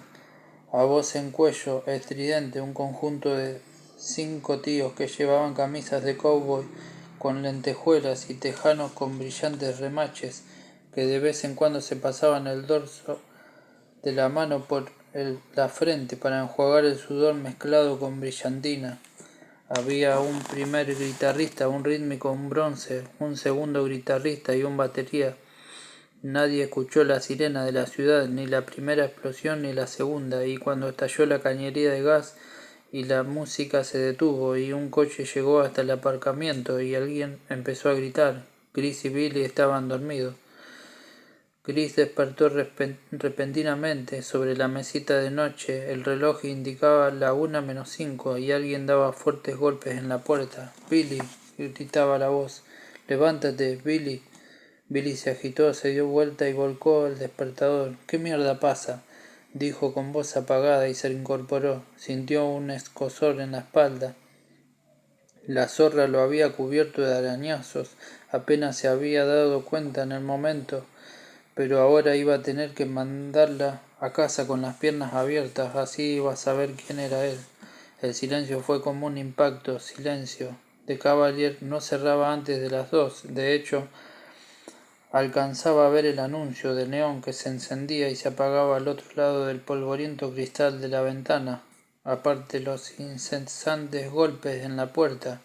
Algo ocurría. Ese lugar se había convertido en un cementerio. «Oye, Billy, ¿estás ahí?» «¿Quién es?», susurró Chris. Sus ojos brillaban vigilantes a la luz interminable del neón. «Jackie Talbot», dijo con expresión ausente, y luego alzó la voz. «¿Qué pasa? Déjame entrar, Billy. Tengo que hablar contigo». Billy se levantó y, desnudo, se dirigió a la puerta sin hacer ruido. Levantó el gancho del anticuado cerrojo y la abrió. Jackie Talbot entró precipitadamente. Había en sus ojos una expresión perturbada y tenía la cara manchada con hollín. Estaba bebiendo con Steve y Henry cuando se supo la noticia. A las 12:10 habían vuelto a la ciudad en el viejo Dodge descapotable de Henry. Había visto la explosión de la cañería del gas de Jackson Avenue con toda claridad desde la altura de Brickyard Hill. Cuando Jackie le pidió el Dodge a Henry a las 00:30 y partió vuelta a The Cavalier en la ciudad, solo había pánico y escombros. «Se está incendiando Chamberlain», le dijo Billy. «Toda la maldita ciudad, la escuela, ya desapareció. Del centro no quedó nada. Voló todo el West End y la calle Carlin está en llamas. Y dicen que lo hizo Carrie White». «Dios mío», dijo Chris. Comenzó a salir de la cama y buscar a tientas su ropa. «¿Qué hizo?» «Cállate», le dijo Billy con calma, «o te doy una patada en el culo». Miró a Jackie y le hizo un gesto para que continuara. «La han visto, mucha gente la ha visto, Billy. Dicen que va cubierta de sangre. Ella estuvo en esa maldita fiesta de la escuela». Steve y Henry no lo relacionaron, pero Billy, tú, esa sangre de cerdo era para... «Sí», dijo Billy. «Oh, no», exclamó Jackie. Retrocedió dando un traspié y quedó apoyado en el marco de la puerta. Su rostro tenía una lividez enfermiza a la luz de la bombilla del vestíbulo. «Santo Dios, Billy, toda la ciudad». «Carrie arrasó toda la ciudad. Carrie White». «Vamos, no digas tonterías», replicó con voz tranquila, casi serena. Detrás de él Chris se vestía rápidamente. «Ve a mirar por la ventana», dijo Jackie. Billy se acercó y contempló el horizonte. Toda la parte este se había vuelto escarlata e iluminaba el cielo. En ese momento 3 camiones de bomberos pasaron ululando a la luz del farol que señalaba el aparcamiento de The Cavalier. Pudo leer lo que llevaban escrito. «Mierda», exclamó. «Esos camiones vienen a Brunswick». «¿Brunswick?», preguntó Chris. «Eso está a 60 kilómetros de aquí. Tiene que ser». Billy se volvió hacia Jackie Talbot. «Bueno, ¿qué fue lo que pasó?» Nadie lo sabe todavía. Comenzó en la escuela. Tommy, Ross y Carrie fueron elegidos rey y reina, y luego alguien les lanzó un par de baldes de sangre encima y ella salió corriendo. Después la escuela comenzó a incendiarse y dicen que nadie pudo salir. Luego estalló la gasolinera a moco y después la gasolinera Boville de la calle Sommer. «Citgo», le corrigió Billy. «Es una Citgo». «¿A quién mierda le importa?», chilló Jackie. «Fue ella estaba en todos los lugares donde sucedió algo y esos baldes Ninguno de nosotros usó guantes. Ya me encargaré de eso, dijo Billy. ¿No te das cuenta, Billy? Carrie está fuera. Billy, vete o te rompo un brazo y te lo hago tragar. Jackie retrocedió con cautela y se detuvo al otro lado de la puerta. Vete a tu casa, no hables con nadie, yo me encargaré de todo. Está bien, dijo Jackie, de acuerdo. Solo pensé que... Billy cerró la puerta con violencia. En un segundo, Chris estuvo junto a él. Billy, ¿qué vamos a hacer con esa cerda de Carrie? Oh, Dios mío, ¿qué vamos a hacer? Billy le dio una bofetada con toda la fuerza de su brazo y ella fue a dar al suelo.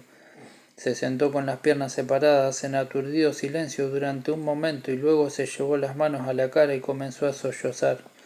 Billy se puso los pantalones, la camiseta y las botas, luego se dirigió al desconchado lavabo que había en un rincón, encendió la luz, se mojó el pelo y comenzó a peinarse con la cabeza inclinada para ver su reflejo en el viejo y manchado espejo. Detrás de él, estremecida y con rostro distorsionado, Chris, sentada en el suelo, se limpiaba la sangre que corría de su labio partido. Te diré lo que vamos a hacer, comenzó Billy. Vamos a ir a la ciudad a ver los incendios y luego volveremos a nuestras casas. Le vas a decir a tu querido papito que estabas bebiendo cerveza en The Cavalier cuando todo ocurrió. Yo voy a decirle lo mismo a la vieja de mi madre. ¿Comprendes? Billy, tus huellas digitales, dijo ella con voz apagada, en la que había cierto respeto. Las de ellos, replicó. Yo usé guantes.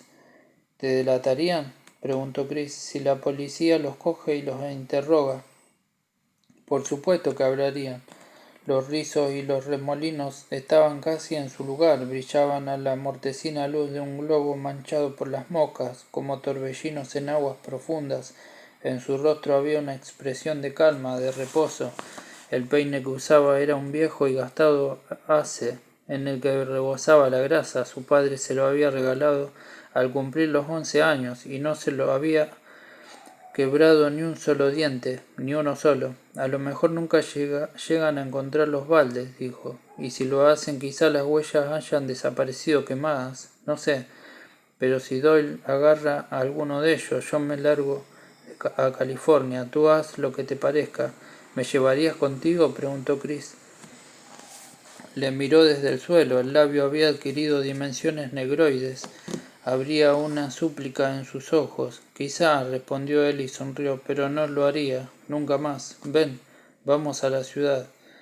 Bajaron y cruzaron el vacío salón de baile. Las desvaídas cervezas todavía estaban sobre las mesas y las sillas conservaban la posición en la que las habían dejado los que las abandonaron. Cuando salían por la puerta trasera, Billy dijo: «Este sitio apesta». Se metieron en el coche y él lo puso en marcha. Cuando encendió las luces, Chris comenzó a gritar y se llevó las manos cerradas a las mejillas. Billy lo sintió al mismo tiempo, algo en su mente. Carrie, Carrie, Carrie. Una presencia. Carrie estaba de pie frente a ellos, quizá a unos 20 metros. Las luces altas destacaron su figura con el espectral blanco y negro de las viejas películas de terror. Estaba cubierta de sangre coagulada, pero en algunas partes chorreaba en gran cantidad. La sangre era ahora la suya, el mango del cuchillo sobresalía todavía de su hombro y su vestido estaba manchado de tierra y grasa. Había recorrido apenas la distancia desde Carlin Street y a veces había estado a punto de desmayarse, pero tenía que destruir ese albergue de carreteras, quizá precisamente el mismo en que la condenación de su propio destino había comenzado. Permanecía de pie, oscilando con las manos hacia adelante, como un hipnotizador. Comenzó a avanzar, trastabillando. Ocurrió en menos de un segundo. Chris no alcanzó a dar un grito. Billy tenía muy buenos reflejos y su reacción fue instantánea. Puso primera, soltó el embrague y aceleró. Los neumáticos del Chevrolet chirriaron en el asfalto. El coche saltó hacia adelante como un viejo y feroz tigre. La figura se agrandó en el parabrisas y al mismo tiempo la presencia se hizo más intensa. Carrie, Carrie, Carrie. Y más fuerte. Carrie, Carrie, Carrie. Como una radio a la que se ha dado todo el volumen. El tiempo pareció cerrarse alrededor de ellos y por un momento Quedaron paralizados incluso dentro del movimiento. Billy. Carrie, tal como los perros, Carrie, como a los malditos perros, Carrie. Brucey, ojalá, Carrie, fueras tú, Carrie. Y Chris, Carrie, Dios, no pensé matarla, Carrie, no era mi intención, Carrie. Billy, no, Carrie, quiero, Carrie, verlo, y Carrie. Veo la rueda del coche, la rueda, el acelerador, veo la rueda. Oh Dios, mi corazón, la rueda, mi corazón, mi corazón. Y Billy sintió de pronto que su coche lo traicionaba, que adquiría vida propia y resbalaba de sus manos. El Chevrolet giró en un humeante semicírculo en medio de un estruendo de latas y de súbito las tablas del costado de Cavalier se agrandaron y se agrandaron y se agrandaron y esto es, y se estrellaron contra ellos a 60 km/h sin dejar de acelerar, y la madera voló en una detonación tenida por la luz del anuncio de neón. El cuerpo de Billy fue impulsado hacia adelante y quedó atravesado por una columna de la dirección. Quizás se golpeó contra el tablero, el depósito de la gasolina se partió y el combustible empezó a formar un charco en la parte trasera del coche. Parte de una tubería cayó sobre él y la gasolina ardió en llamas. Carrie estaba tirada en el suelo, apoyada en un costado, con los ojos cerrados, jadeaba pesadamente, sentía que tenía fuego en el pecho. Comenzó a arrastrarse por el aparcamiento en dirección a ninguna parte. Mamá, siento que todo haya fallado. Oh, mamá, oh, por favor, me duele tanto, mamá, ¿qué hago?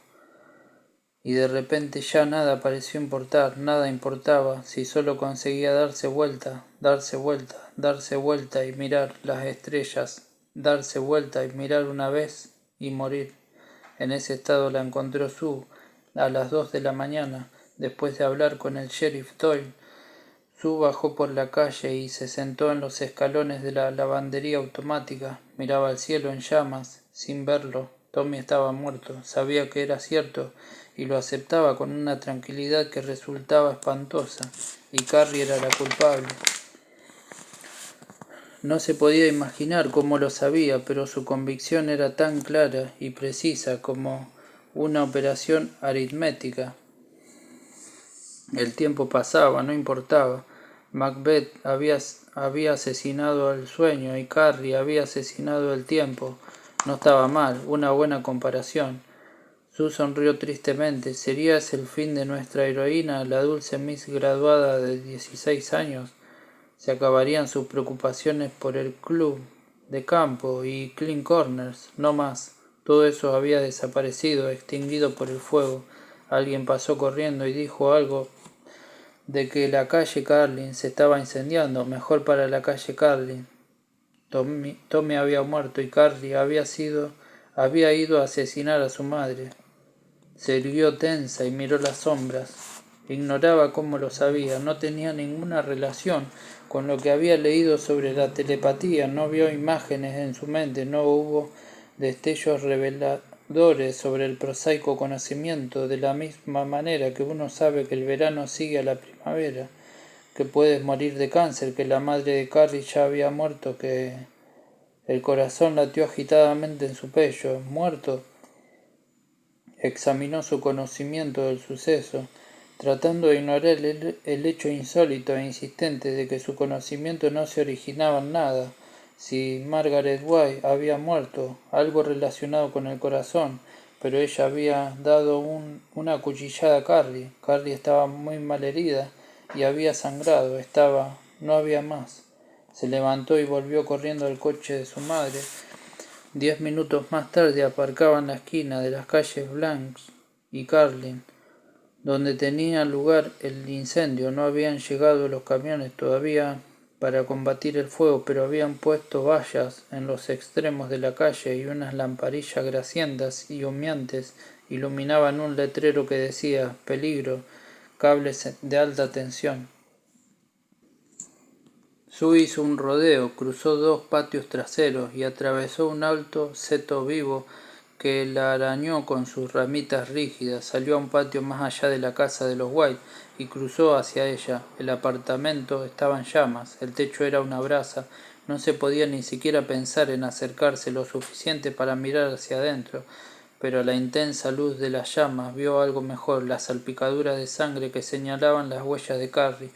La siguió con la cabeza inclinada más allá de las manchas más grandes, junto al sitio donde Carrie había descansado, a través de un nuevo seto, cruzando el patio posterior de una casa de la calle Willow, y luego una maraña de pequeños pinos y robles. Más allá, un corto camino sin pavimentar, casi un sendero, subía serpenteando por el terraplén de la derecha. Se detuvo bruscamente porque una duda la asaltó con una fuerza corrosiva y cruel. ¿Y si la encontraba, qué ocurriría entonces? ¿Un ataque al corazón? ¿Moriría quemada? ¿Controlaría su mente y la obligaría a lanzarse al paso de un coche o de una bomba de incendios? Su extraño conocimiento le dijo que Carrie era capaz de todo eso. Busca a un policía. Soltó una risita ante la idea y se sentó en el césped cubierto de rocío. Ya había encontrado un policía, e incluso suponiendo que Otis Doyle le hubiese creído, ¿de qué habría servido? A su mente acudió una imagen en la que 100 cazadores desesperados rodeaban a Carrie y le pedían que entregara sus armas y se rindiera. Carrie obedecía levantando las manos, se quitaba la cabeza de los hombros. El sheriff Doyle la recibía solemnemente y le colocaba en un canasto de mimbre sobre el que se leía zoológico humano. Y Tommy está muerto. ¿Qué hacer? Comenzó a llorar y se cubrió la cara con las manos. Una suave brisa se filtró entre los enebros de la cumbre de la colina. Nuevos camiones de incendio pasaron aullando por la ruta 6, como enormes sabuesos rojos en mitad de la noche. La ciudad se estaba incendiando, vaya. No sabía cuánto tiempo había estado sentada allí, en un intranquilo semisueño. Ni siquiera sabía que estaba siguiendo los pasos que llevaban a Carrie a The Cavalier, como tampoco se daba cuenta de que estaba respirando, a menos que pensara en ello. Carrie estaba muy malherida y en ese momento una determinación animal la forzaba a seguir. Estaba a 4 kilómetros de The Cavalier, incluso yendo a campo traviesa como lo estaba haciendo Carrie. Vio, sintió, no importa, como Carrie caía en un arroyo y luego salía arrastrándose, helada y temblorosa. Era asombroso cómo seguía su camino, pero por supuesto lo hacía por su madre. Su madre quería que ella fuera la ardiente espada del ángel para la destrucción. Va a destruir esto también. Sue se levantó y echó a correr torpemente, sin preocuparse de seguir el rastro de sangre. Ya no lo necesitaba. De explosión en la sombra, página 164. Pensemos lo que pensemos, la historia de Carrie White pertenece al pasado. Ha llegado la hora de que miremos al futuro, como señala Dean McGuffin en su excelente artículo de Science Yearbook. Si rehusamos hacer esto, es casi un hecho que tendremos que buscar y pagar un flautista, y es muy posible que el precio sea muy alto. Se nos presenta un espinoso problema moral. El avance de la ciencia se halla en camino hacia el completo aislamiento del gen Tc.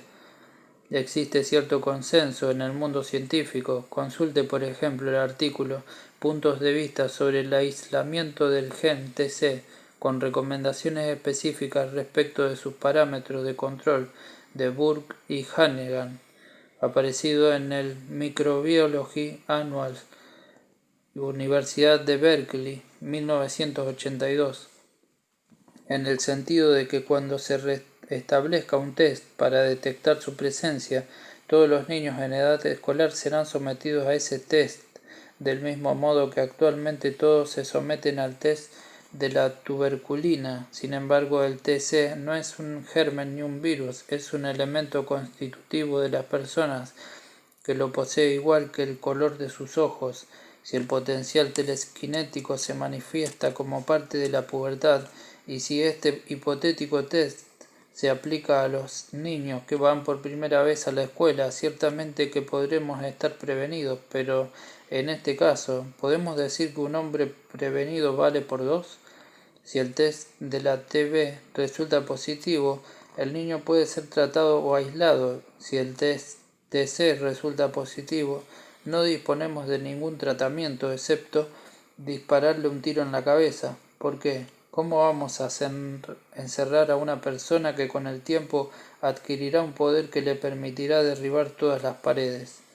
Incluso si encontráramos un sistema de aislamiento perfecto, ¿permitiría al pueblo de los Estados Unidos que una hermosa chica fuese separada de sus padres a los primeros signos de la pubertad para ser encerrada en una bóveda por el resto de su vida? Lo dudo, especialmente si consideramos que la Comisión White se ha esforzado por convencer al público de que la pesadilla de Chamberlain fue algo absolutamente fortuito. En realidad, da la impresión de que hemos vuelto al punto de partida del testimonio bajo juramento presentado por Susan Snell ante la Comisión Investigadora del Estado de Maine, del informe de la Comisión White, página 306. Miss Snell, la comisión quisiera oír su testimonio referente a su pretendido encuentro con Carrie White en el aparcamiento de The Cavalier. ¿Por qué me hace las mismas preguntas una y otra vez? Ya se lo he dicho 2 veces. Queremos cerciorarnos de que hemos registrado exactamente. Quiere cogerme en una mentira, ¿no es eso lo que me quiere decir? Usted no cree que estoy diciendo la verdad, ¿no es cierto? Usted decía que se encontró con Carrie. ¿Podría responderme? A las 2 de la mañana del 28 de mayo. ¿Es eso verdad? No responderé más preguntas hasta que usted me responda la que le acabo de hacer. Miss Snell, este organismo tiene atribuciones para hacerla comparecer por desacato si rehúsa responder por cualquier motivo ajeno a los que contempla la Constitución. No me importan las atribuciones que tenga. He perdido a alguien a quien amaba. Mándeme a la cárcel, no me importa. Váyase al diablo. Váyanse al diablo.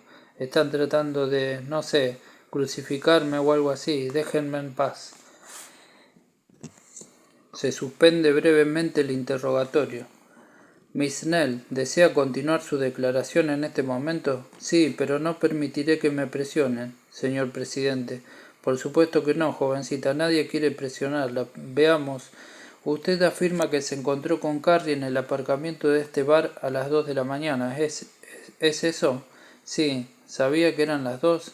Llevaba el mismo reloj que ahora ve en mi muñeca derecha. Muy bien. ¿The Cavalier no está situado a más de 9 kilómetros de donde dejó el coche de su madre? Sí, por la carretera, pero está a menos de 5 en línea recta. ¿Recorrió esa distancia a pie? Sí. Ahora bien, en su testimonio anterior usted declaró que sabía que se estaba acercando a Carrie. ¿Puede explicar eso? No. ¿Podía olerla? ¿Qué? ¿Se guió por el olfato? Risas en la tribuna. ¿Se están riendo de mí? Responde a la pregunta, por favor. No, no me guíe por mi olfato. ¿Podía verla? No. ¿Oírla? No. Entonces, ¿cómo es posible que supiera que se encontraba allí? ¿Cómo lo supo Tom Killian? ¿O Cora Simon? ¿O el pobre Big Money? ¿Cómo lo supieron ellos? Responda a mi pregunta, señorita. No es el momento ni el lugar para ponerse impertinente. Pero ellos sí dijeron que lo habían sabido simplemente, ¿no es cierto? Leí las declaraciones de Mill Simmons en el periódico. ¿Y qué pasa con las bocas de incendio que se abrieron solas? Y las mangueras de la bomba de gasolina que empezaron a funcionar solas? Y los cables que se desprendieron de los postes? Y... Miss Snell, por favor. Todas esas cosas figuran en las actas de esta comisión. ¿No es ese el punto que estamos tratando de esclarecer en este momento? Entonces, ¿cuál es? ¿Están buscando la verdad o solo una cabeza de turco? ¿Niega haber tenido un conocimiento previo del lugar donde se encontraba Carrie White?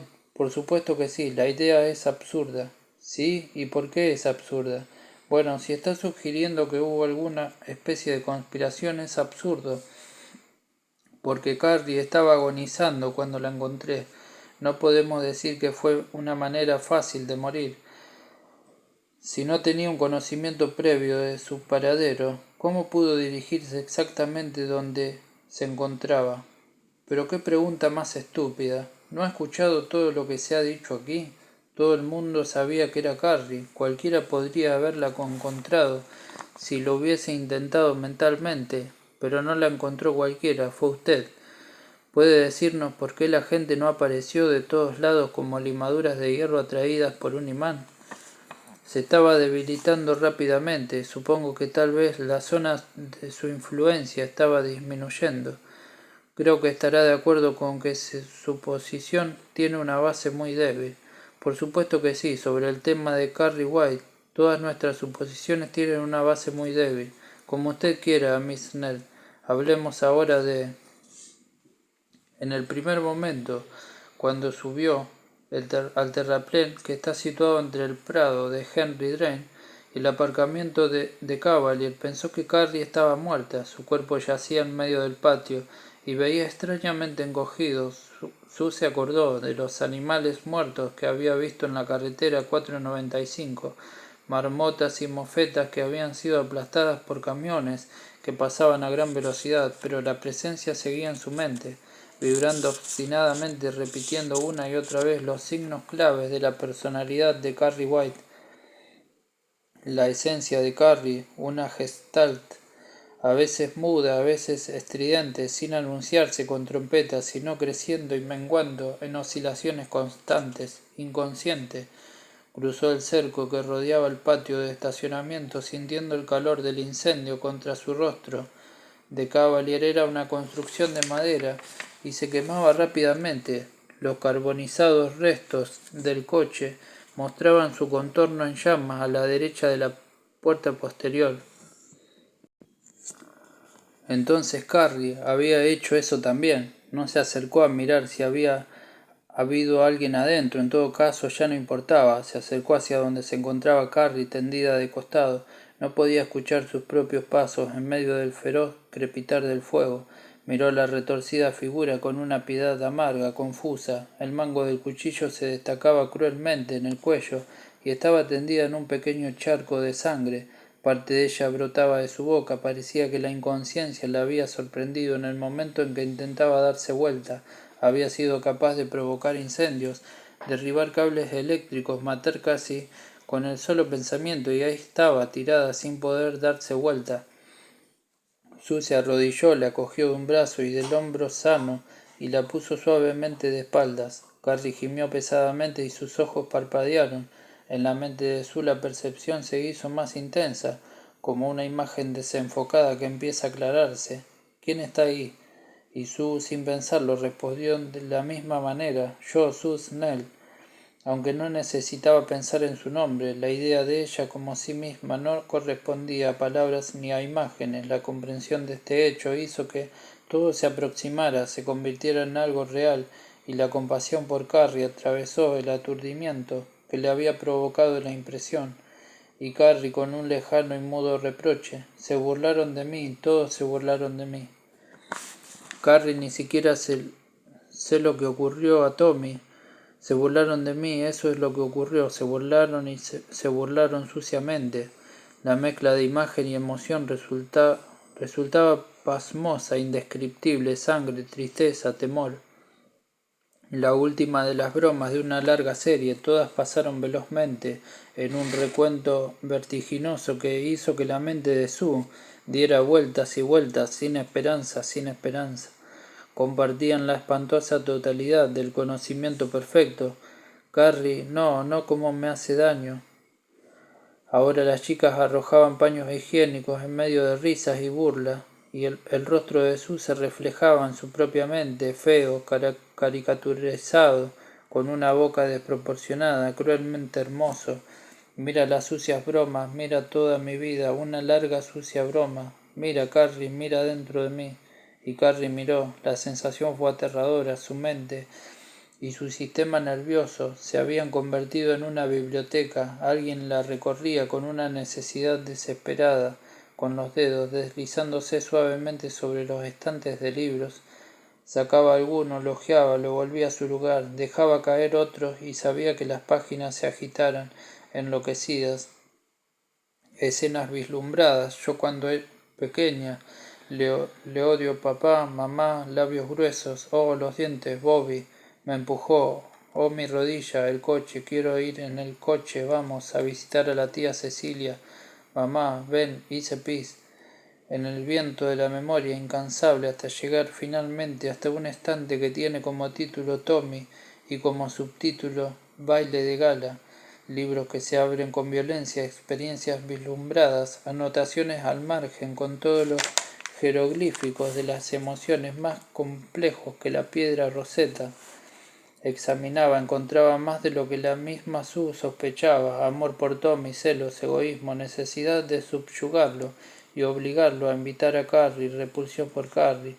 Podría cuidarse un poco más realmente, que parece una maldita rana. Odio por Mrs. Harding, odio hacia sí misma, pero no había malas intenciones respecto de Carrie. No había planeado avergonzarla delante de todos. La febril sensación que le provocaba esta violación de sus más secretos escondrijos comenzó a extinguirse. Sintió que Carrie se retiraba, debilitada y exhausta. Porque simplemente no me dejaste en paz, Carrie. Yo, mamá viviría, la maté y la necesito. Oh, qué dolor, me duele el pecho, el hombro.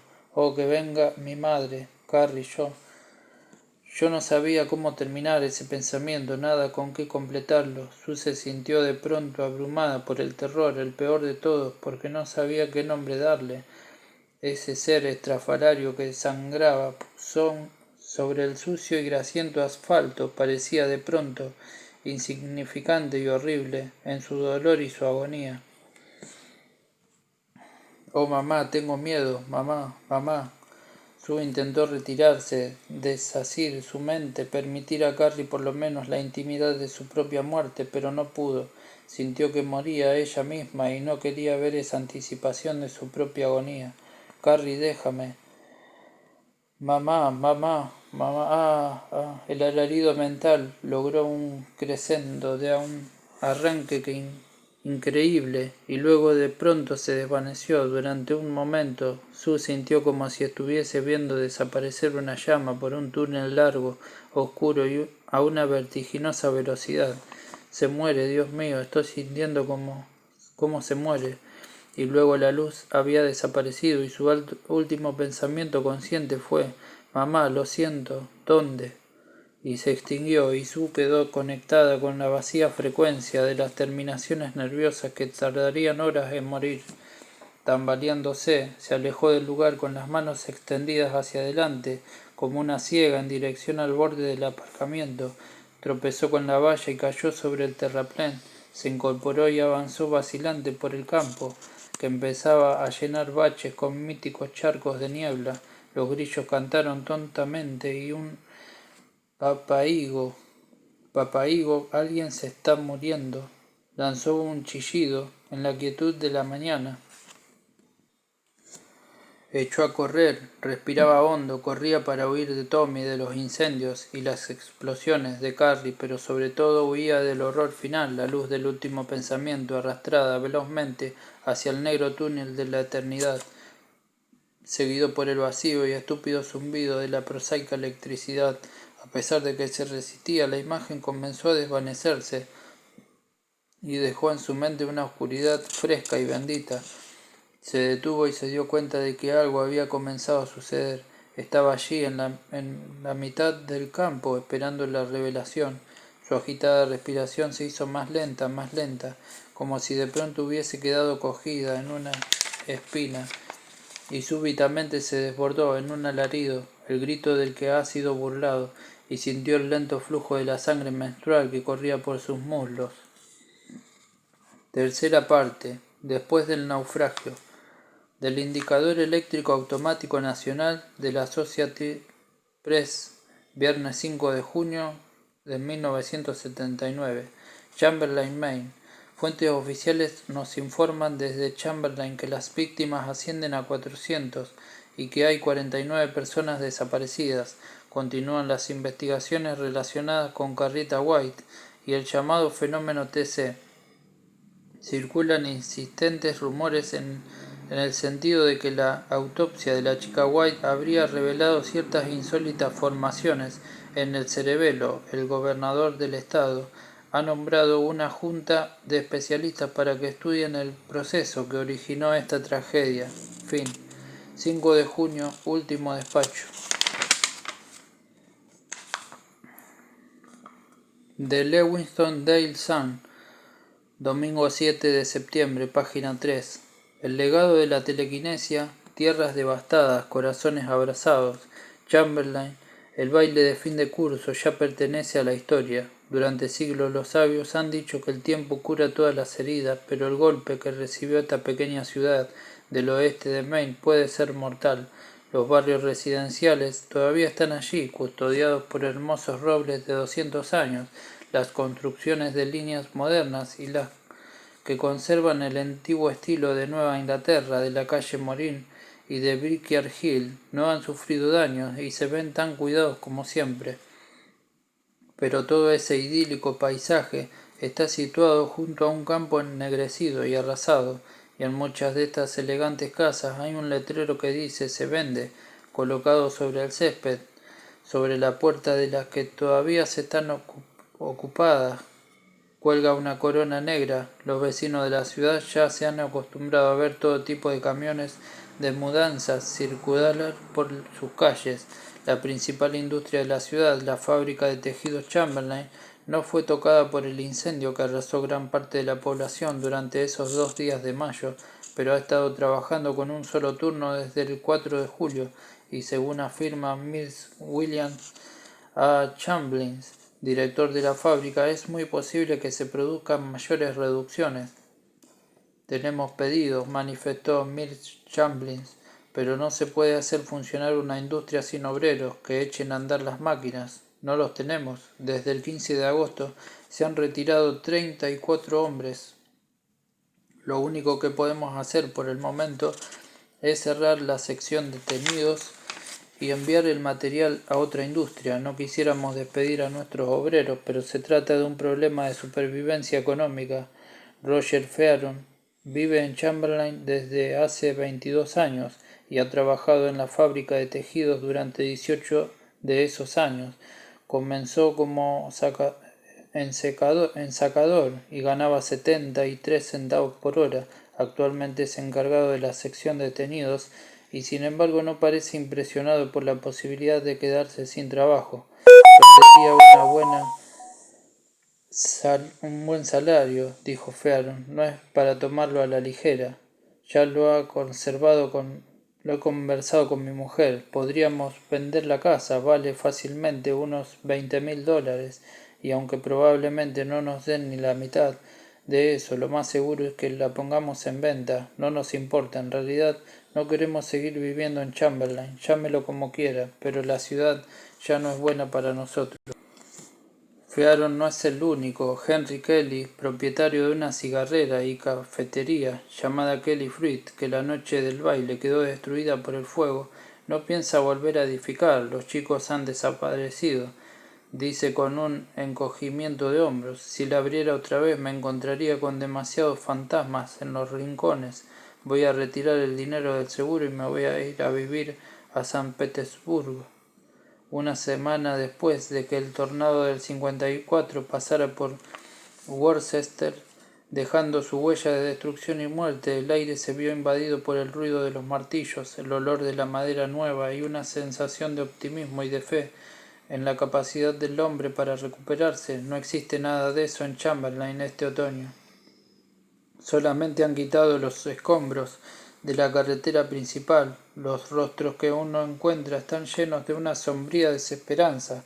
En el Frank Bar, en la esquina de la calle Sullivan, los hombres beben cerveza en silencio, y en los patios de las casas las mujeres se cuentan historias de horror y sufrimiento. Chamberlain ha sido declarada zona catastrófica y existen fondos destinados a levantar la ciudad y reconstruir el sector comercial, pero durante estos últimos 4 meses la principal actividad de Chamberlain han sido los funerales. Los muertos ya son 440 y todavía quedan 18 personas desaparecidas. De las víctimas, 67 pertenecían al último curso de la escuela Ewen y estaban a punto de graduarse. Quizás más que otras consideraciones sea esto último lo que ha quitado valor moral a sus habitantes. Fueron enterrados el 1 y el 2 de junio en 3 ceremonias masivas. El día 3 se efectuó en la plaza un acto religioso en memoria de los desaparecidos. Fue la ceremonia más emotiva que le ha tocado presenciar a este periodista. Asistieron miles de personas y toda la asamblea escuchó con conmovido silencio a la banda de la escuela, con 16 componentes menos, ejecutar el himno de Ewen. Hubo una sombría ceremonia de graduación a la semana siguiente en la vecina Moton Academy, pero solo quedaban 52 alumnos del último curso.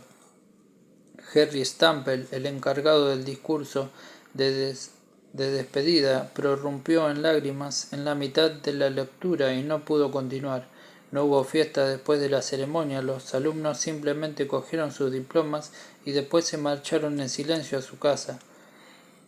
A pesar de todo, a medida que transcurría el verano, los coches fúnebres recorrían la ciudad para ir a enterrar los últimos cadáveres que se iban descubriendo. Para algunos de sus habitantes parecía que cada día les arrancaban la costra para que la herida sangrara de nuevo. Si usted es uno de los muchos curiosos que aparecieron en Chamberlain la semana pasada, ha visto una ciudad que puede estar sufriendo un mortal cáncer del espíritu. Unas pocas personas que parecen extraviadas vagan por los pasillos del supermercado. La iglesia congregacional de la calle Carlin fue devastada por el fuego y no queda nada en ella.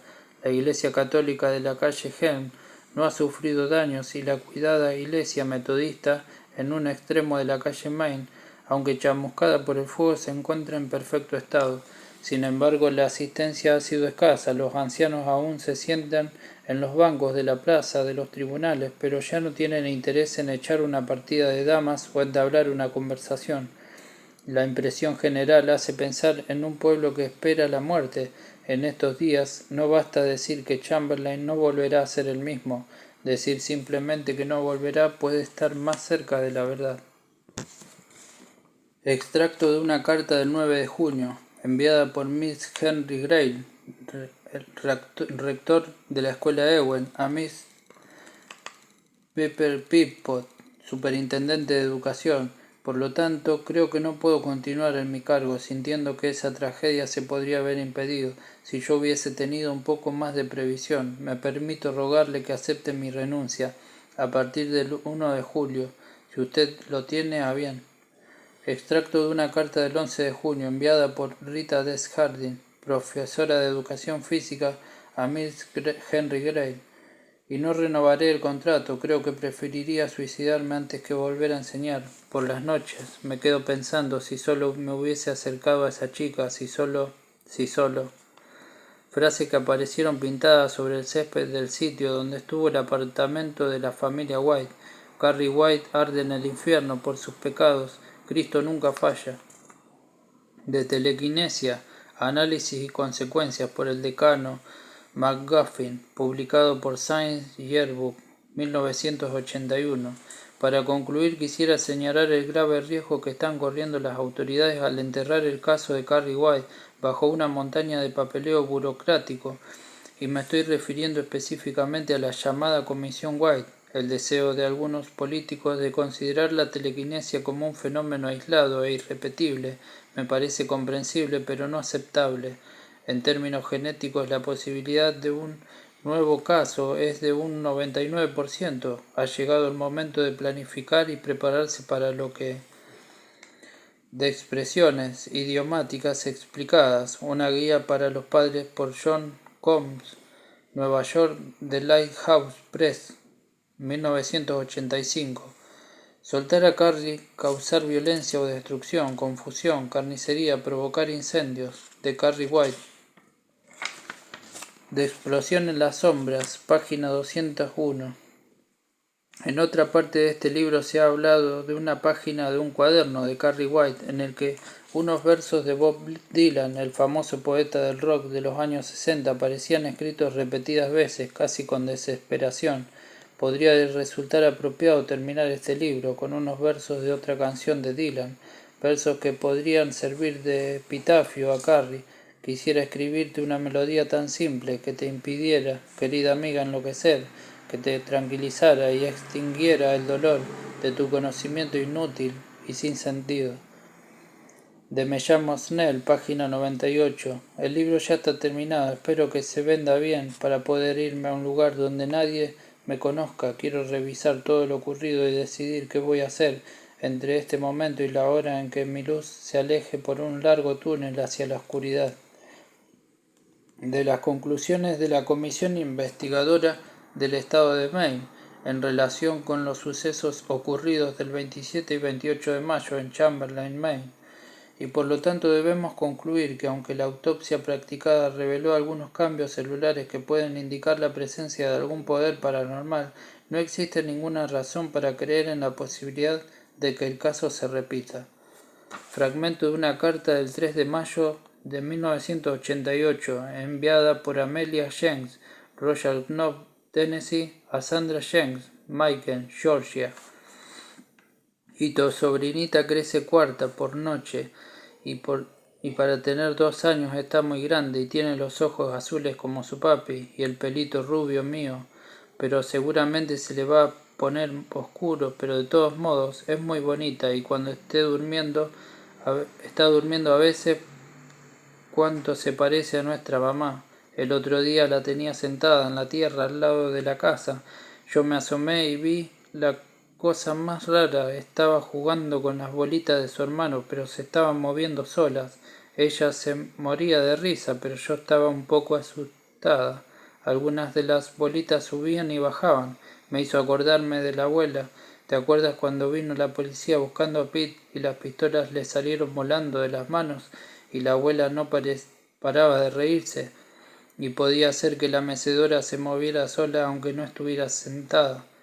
Me he quedado muy preocupada.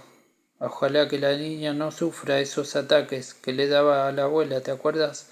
Bueno, tengo mucho que hablar, así que dale saludos a Rick y mándanos algunas fotos cuando puedas. Como te decía, la niña es muy bonita y tiene unos ojitos de lista. Estoy segura de que va a llegar a ser alguien cuando sea grande. Un abrazo, Melia.